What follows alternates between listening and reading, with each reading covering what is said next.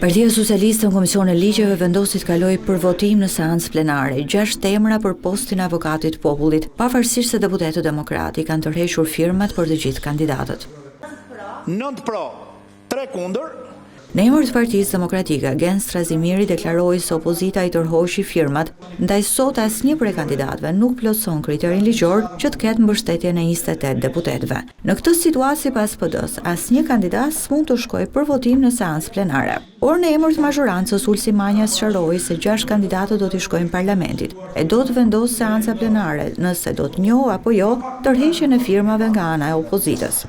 Por ti këtu nuk mund të na thush ne jemi këtu, kemi bërë publike, kemi sjell me shkrim që nuk mbështesim asnjë prej kandidatëve, thotë atje e kanë plotësuar firmat dhe ti aty ke edhe firmat të deputetëve, të cilët e kanë tërhequr mbështetjen, jo për ta propozuar si kandidat, po them edhe një herë, mbështetja që të kandidojë të vit dëgjohet këtu, të ketë shansin të vit dëgjohet këtu.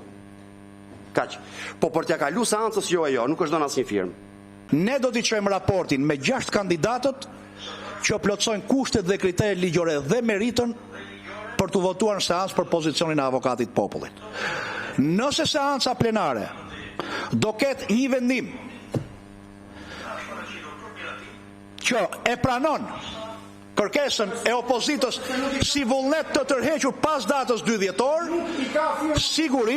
sigurisht orienton dhe do të vendosë që Komisioni për çështjet ligjore, administratën publike, ta filloj procesin aty ku edhe jemi sot, tek mbledhja e firmave.